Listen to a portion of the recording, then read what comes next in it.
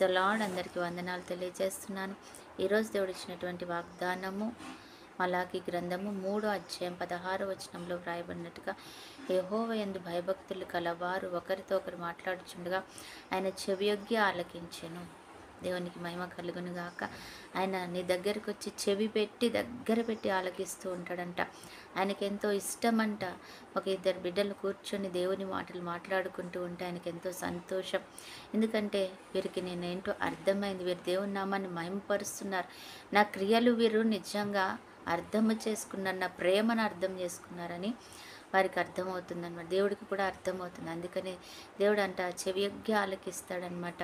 మరి చెవియొగ్గి ఆలకించాలి అంటే ఆయన మన దగ్గరికి రావాలి కదా. మన దగ్గరగా వచ్చి ఆయన తన సన్నిధిని అక్కడ ఉంచి వారిని ఆశీర్వదిస్తాడనమాట. నిజంగా ఆయన సన్నిధి మన మధ్యలోకి వచ్చినప్పుడు దేవుని మహా కృప మన మీదకి వస్తుంది, ఆయన ఆశీర్వాదం కూడా మనకు వస్తుంది. అంటే దేవుని మాటలు మాట్లాడుకుంటే దేవుని ఆశీర్వాదాన్ని పొందుతామన్నమాట.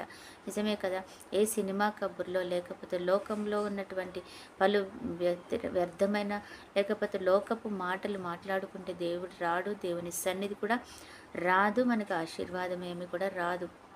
దీన్ని బట్టి మనకు అర్థమవుతుంది కదా, మనం ఏమి మాటలు మాట్లాడుకోవాలి లోకంలో అనేది మనకు అర్థమవుతుంది. కాబట్టి మనము దేవునిని మహిమపరుస్తూ ఉండాలన్నమాట. ఎమ్మాయి గ్రామంలో మరి ఇద్దరు మనుషులు ఆ గ్రామంలో నడుచుకుంటూ వెళ్తుంటే వాళ్ళు దేవుని గురించి మాట్లాడుకుంటున్నారు. నిజంగా ఏదో మాటలు మాట్లాడుకోవచ్చు, కానీ వారు ఇది నీకు తెలుసా, మరి యేసు ప్రభు అని ఆయన చనిపోయి 3వ దినాన్ని తిరిగి లేచాడంట, ఆయన అనేక మందికి కనబడ్డాడంట, అనేక మంది చూసిన వారు చెప్తున్నారు అని వాళ్ళు మాట్లాడుకుంటూ వెళ్తుంటే దేవునికి సంతోషం అనిపించింది.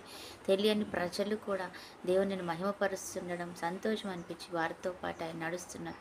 అయితే వారు గ్రహించలేదు, వారి ఆత్మీయమైనటువంటి గుడ్డితనాన్ని బట్టి గ్రహించలేదు ఆయన యేసు ప్రభు అని. కానీ వారు ఈ క్రొత్త వ్యక్తి అయినా సరే ఆ క్రొత్త వ్యక్తితో వీరు కూడా, నీకు తెలియదా, ఇదిగో ఇంత జరుగుతుంటే ఇంకా నువ్వేంటి, ఎక్కడో ఉన్నావయ్యా నువ్వు అని చెప్తున్నారనమాట ఆయన గురించి. ఆయన అవునా అని అంటున్నారు.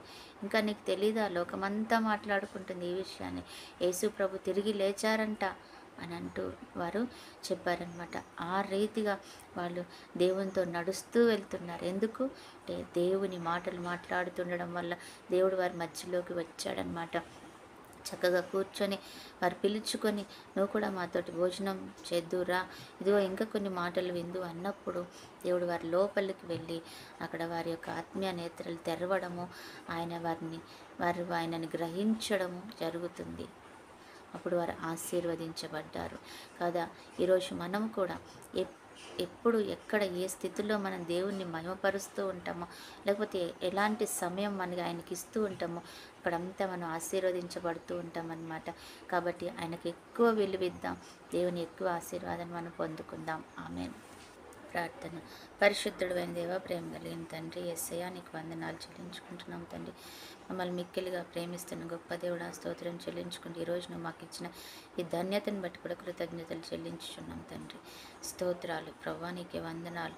మరి ముఖ్యంగా ప్రభా యేసయ్య, మా కుటుంబాలు మమ్మల్ని ప్రేమించి అయ్యా తండ్రి నువ్వు మా మధ్యలోకి వస్తున్నందుకు, మేము మాట్లాడుకునే మాటల ద్వారా నువ్వు సంతోషంతో మమ్మల్ని మహింపరుస్తున్నందుకు కూడా వందనాలు తెలుసు.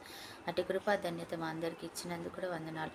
అలాగే ఈరోజు ఎంతమంది బిడ్డలైతే నీ సన్నిధిలోకి వచ్చి ప్రభా మేము దుఃఖంతో ఉన్నాం, వేదనతో ఉన్నాం, కన్నీటితో ఉన్నామని అడుగుతున్నాం, వారందరికీ సమాధానం, విడుదల, అయ్యా సంతోషం, నెమ్మది కలుగునుగా అంటున్నాం తండ్రి. ఈరోజు ప్రభా ప్రతి బిడ్డకి దీర్ఘాయుష్ కృపా కాపుదల, క్షేమం, సమాధానం, ఐశ్వర్యం, సంతోషం దయచేయండి తండ్రి. బర్త్డే, మ్యారేజ్ డే జరుపుకుంటున్న బిడ్డలు కూడా దీవించండి, ఆశీర్వదించండి. అయ్యా నీ కృప చొప్పున మమ్మల్ని అందరినీ నడిపించుకొని ఘనత, మహిమ, ప్రభావాలు మీరే పొందుకోమని యేసు నామములో ప్రార్థిస్తున్నాము తండ్రి.